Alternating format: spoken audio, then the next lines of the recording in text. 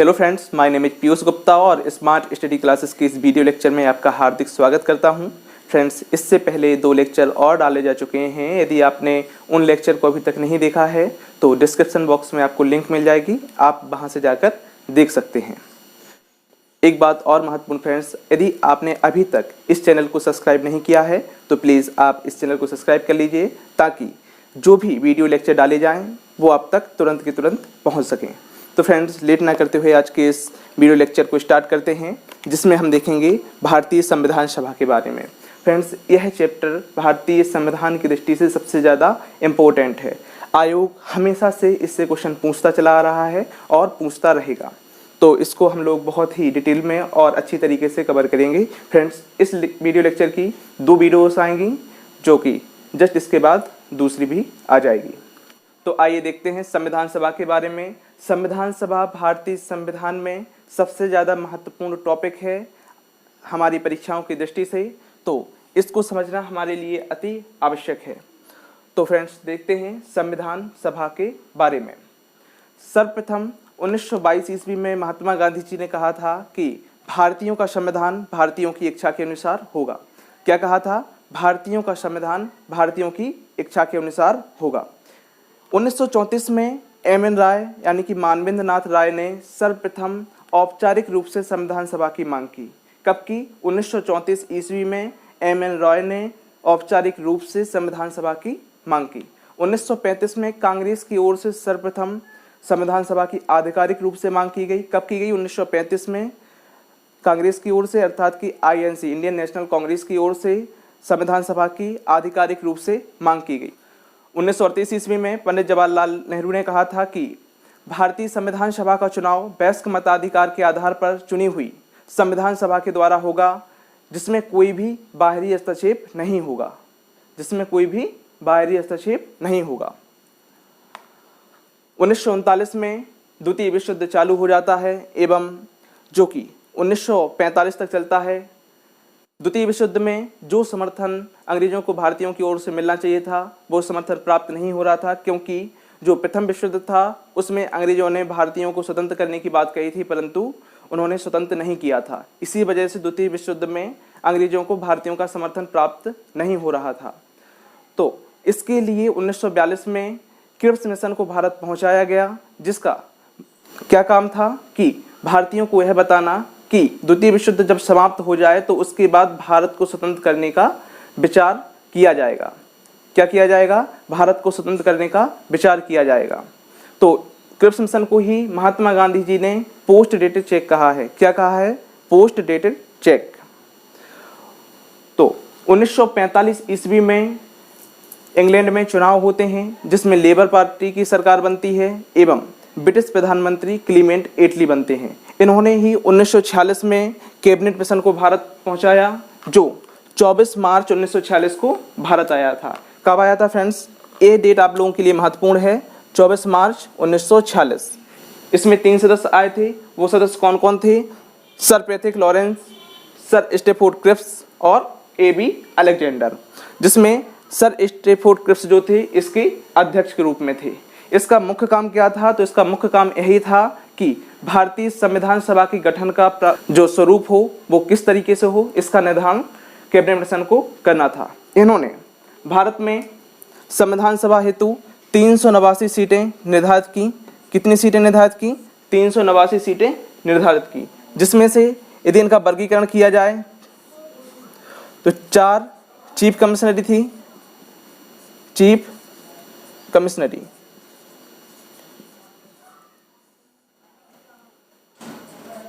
292 British प्रांत थे, 292 British प्रांत थे एवं 93 प्रतिनिधि देसी रियासतों के द्वारा चुने जाने थे। देसी रियासतों के द्वारा चुने जाने थे। इसमें जो कौन कौन से क्षेत्र शामिल थे 4 चीफ कमिश्नरी क्षेत्र में? तो दिल्ली, अजमेर, कुर्ग और बलूचिस्तान। कौन कौन से क्षेत्र शामिल थे? दिल्ली, अजमेर, कुर्ग और बलूचिस्तान। एक चीफ कमिश्नरी क्षेत्र थे। तो जो चुनाव होना था 292 ब्रिटिश प्रांत पर एवं 4 चीफ कमिश्नरी क्षेत्र पर चुनाव होना था। तो कितनी सीटों पर चुनाव होना था? 296 सीटों पर चुनाव होना था, क्योंकि जो 93 सदस्य थे वो देशी रियासतों के द्वारा चुने जाने थे। तो फ्रेंड्स जुलाई अगस्त 1946 में संविधान सभा का चुनाव किया गया, जो कि प्रांतीय विधानसभाओं के द्वारा अप्रत्यक्ष रूप से किया गया था। किसके द्वारा किया गया था? यह बार बार क्वेश्चन पूछा गया है कि किसके द्वारा किया गया था और किस तरीके से किया गया था। तो प्रांतीय विधानसभाओं के सदस्यों के द्वारा किया गया था और अप्रत्यक्ष रूप से। कैसा किया गया था? अप्रत्यक्ष रूप से। यदि जब चुनाव होगा तो कुछ पार्टियां भी खड़ी होंगी और उन पार्टियों में किसको कितनी सीटें मिली ये देखते हैं। तो 208 सीटें कांग्रेस को मिली। कांग्रेस को कितनी मिली? 208 सीटें मिली। 73 सीटें मुस्लिम लीग को मिली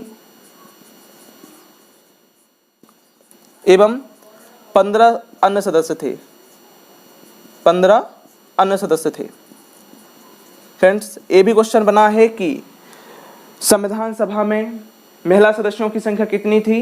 तो टोटल संख्या कितनी थी? 15 थी। कितनी संख्या थी? 15 थी। इसमें से एक दो नाम देखें तो सरोजिनी नायडू हैं, सुचेता कृपलानी हैं, राजकुमारी अमृता कौर, लीला रे, बहुत सारे लोग मिल जाएंगे आपको।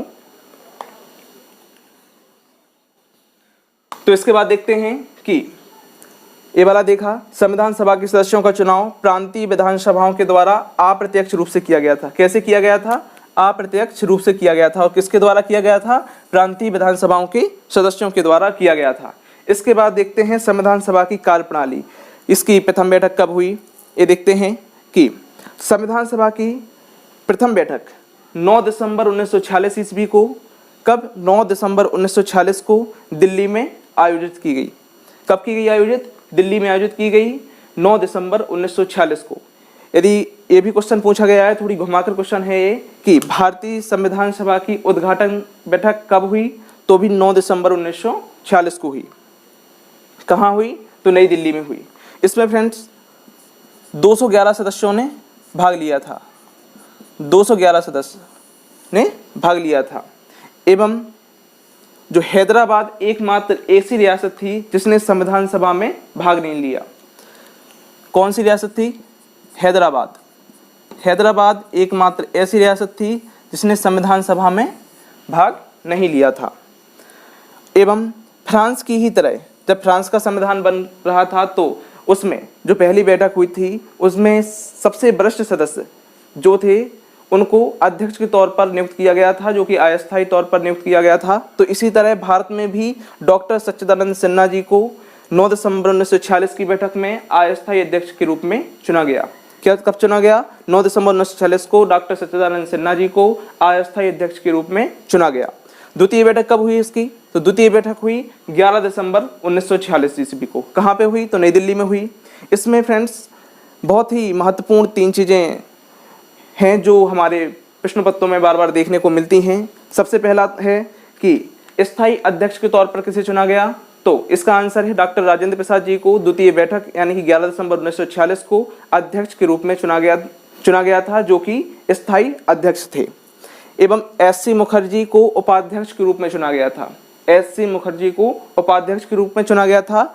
एक्चुअली फ्रेंड्स 2 लोग उपाध्यक्ष थे इसके, एस.सी. मुखर्जी और टी.टी. कृष्णामाचारी। कौन थे?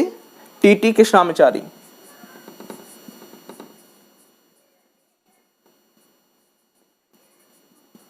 यह प्रारूप समिति के भी सदस्य थे, एक प्रारूप समिति के भी सदस्य थे और संविधान सभा की द्वितीय बैठक में इन्हें उपाध्यक्ष भी चुना गया था। जो हमारे पेपर में पूछा जाता है, क्या पूछा जाता है? एस.सी. मुखर्जी को। बेनेगल नरसिम्हा राव यानी कि बी.एन. राव जी को संवैधानिक सलाहकार के तौर पर नियुक्त किया गया था। बी.एन. राव जी को संवैधानिक सलाहकार के तौर पर नियुक्त किया गया था। यह प्रश्न बहुत ही ज़्यादा बार पूछा गया है आयोग के द्वारा। क्या? बी.एन. राव को संवैधानिक सलाहकार नियुक्त किया गया था। तो आगे का देखते हैं फ्रेंड्स कि तृतीय बैठक कब आयोजित की गई? तो तृतीय बैठक 13 दिसंबर 1946 को आयोजित की गई। कहाँ पर की गई? तो नई दिल्ली में आयोजित की गई। इसमें एक बहुत ही महत्वपूर्ण बात हुई कि पंडित जवाहरलाल नेहरू ने एक उद्देश्य प्रस्ताव प्रस्तुत किया जिसे 22 जनवरी 1947 को सर्वसम्मति से स्वीकार कर लिया गया। कब प्रस्तुत किया? तो 13 दिसंबर 1946 को प्रस्तुत किया। कौन सी बैठक में? तो तीसरी बैठक में। किसने प्रस्तुत किया? तो पंडित जवाहरलाल नेहरू ने प्रस्तुत किया। क्या प्रस्तुत किया? तो एक उद्देश्य प्रस्ताव प्रस्तुत किया जिसे कब स्वीकार कर लिया गया था? तो 22 जनवरी 1947 को स्वीकार कर लिया गया था। 22 जनवरी 1947 को स्वीकार कर लिया था। यही फ्रेंड्स बाद में जाकर भारतीय संविधान की प्रस्तावना बनी। भारतीय संविधान की प्रस्तावना बनी। जब यह उद्देश्य प्रस्ताव स्वीकार कर लिया गया तो संविधान के निर्माण संबंधी बहुत सारी समितियों का गठन किया गया, जिसमें से कुछ महत्वपूर्ण समितियां निम्नलिखित हैं जो बड़ी बड़ी समितियां थीं। पहली है संघ शक्ति समिति। कौन सी है? संघ शक्ति समिति। इसके अध्यक्ष कौन थे? पंडित जवाहरलाल नेहरू। पंडित जवाहरलाल नेहरू। दूसरी है संघीय संविधान समिति। संघीय संविधान समिति, इसके भी अध्यक्ष कौन थे? पंडित जवाहरलाल नेहरू। इसके लिए फ्रेंड्स एक ट्रिक है कि जहां भी आपको संघ शब्द दिखे, संघ शब्द आपको जहां भी दिखे तो उसके अध्यक्ष कौन होंगे? पंडित जवाहरलाल नेहरू। एवं जहां पर आपको प्रांत शब्द दिखे, क्या दिखे? प्रांत शब्द, तो इसके अध्यक्ष कौन होंगे? सरदार पटेल, सरदार वल्लभ भाई पटेल। तो देखते हैं संघीय संविधान समिति के अध्यक्ष कौन थे? पंडित जवाहरलाल नेहरू। प्रांतीय संविधान समिति, तो जैसा कि फ्रेंड्स बताया जहां पे प्रांत आएगा तो इसके अध्यक्ष कौन होंगे? सरदार वल्लभ भाई पटेल। और एक और फ्रेंड्स महत्वपूर्ण क्वेश्चन है कि मौलिक अधिकार एवं अल्पसंख्यक वर्ग के लिए एक समिति गठित की गई थी, तो इसके अध्यक्ष कौन थे? तो सरदार पटेल जी थे। कौन थे? सरदार पटेल जी थे। और इसी के लिए दो उप समितियां गठित की गई थी, दो उप समितियां गठित की गई थी। तो इनके भी क्वेश्चन बनते हैं कि मौलिक अधिकार संबंधी उप समिति के अध्यक्ष कौन थे? तो इसके अध्यक्ष थे जेबी कृपलानी जी। मौलिक अधिकार संबंधी उप समिति के अध्यक्ष कौन थे? तो जेबी कृपलानी थे। एवं अल्पसंख्यक संबंधी उप समिति के अध्यक्ष कौन थे? एच.सी. मुखर्जी, जो कि भारतीय संविधान सभा के क्या थे? उपाध्यक्ष थे। और अगला क्वेश्चन है प्रक्रिया नियम समिति के अध्यक्ष कौन थे? तो डॉक्टर राजेंद्र प्रसाद जी थे। एवं संचालन समिति के अध्यक्ष कौन थे? तो डॉक्टर राजेंद्र प्रसाद जी थे। एक महत्वपूर्ण समिति और है कि प्रारूप समिति। तो प्रारूप समिति के जो अध्यक्ष थे वो कौन थे? बी.आर. अंबेडकर। कौन थे? बी.आर. अंबेडकर। कौन थे? बी.आर. अंबेडकर। प्रारूप समिति में कुल कितने सदस्य थे? तो कुल 7 सदस्य थे। कितने सदस्य थे फ्रेंड्स? 7 सदस्य थे। एवं बी.आर. अंबेडकर से बहुत सारे क्वेश्चन बनते हैं कि इन्हें आधुनिक मनु कहा जाता है। क्या कहा जाता है? आधुनिक मनु। आधुनिक मनु, भारतीय संविधान के पितामह या भारतीय संविधान के जनक के जनक। आगे आप फ्रेंड्स देखेंगे कि इन्होंने अनुच्छेद 32 को, किसको? अनुच्छेद 32 को भारतीय संविधान की आत्मा कहा है। अनुच्छेद 32 को भारतीय संविधान की आत्मा कहा है।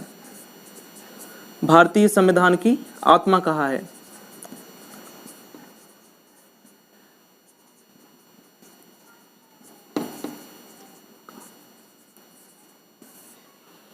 एवं इन्होंने अनुच्छेद 148 में वर्णित हैं कैग। 148 में क्या वर्णित है? कैग, यानी कि नियंत्रक एवं महालेखा परीक्षक। इन्होंने भारत में सबसे महत्वपूर्ण अधिकारी पद कैग को बताया है। किसे बताया है? कैग को, यानी कि नियंत्रक एवं महालेखा परीक्षक को सबसे महत्वपूर्ण पद बताया है। एक क्वेश्चन और बनता है कि बी.आर. अंबेडकर यानी भीमराव अंबेडकर जी का चुनाव कहाँ से हुआ था? तो सबसे पहले 1946 में इनका चुनाव बंगाल से किया गया था। कहाँ से किया गया था? बंगाल से। क्योंकि 3 जून 1947 की योजना के तहत, यानी कि माउंटबेटन योजना के तहत भारत को आज़ादी मिली 15 अगस्त 1947 को। तो बंगाल प्रांत यानी कि पूर्वी बंगाल कहाँ पे चला गया, पाकिस्तान में चला गया, तो इनका दोबारा से चुनाव कहाँ से करवाया गया, बम्बई प्रेसिडेंसी से। दोबारा से इनकी नियुक्ति कहाँ से हुई, बम्बई प्रेसिडेंसी से। तो यह आपके ऑप्शन पर निर्भर करता है कि ऑप्शन क्या पूछा है आपके पेपर्स में। एक फ्रेंड्स क्वेश्चन और है जो महत्वपूर्ण है कि झंडा समिति के अध्यक्ष, झंडा समिति के अध्यक्ष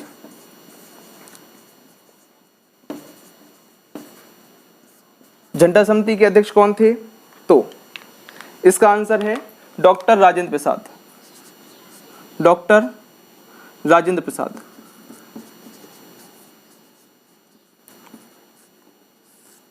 डॉक्टर राजेंद्र प्रसाद। कई बार आयोग ने इसका आंसर जेबी कृपलानी जी को भी माना है, जेबी कृपलानी। आप ऑप्शन में देख लीजिएगा कि ऑप्शन में क्या दिया हुआ है। यदि आप छोटे लेवल का एग्जाम देते हैं रेलवे वगैरह तो इसका आंसर आप जेबी कृपलानी लगाइएगा, एवं यदि आप थोड़ी भी बड़े लेवल का एग्जाम देते हैं तो इसका आंसर क्या लगाइएगा, डॉक्टर राजेंद्र प्रसाद।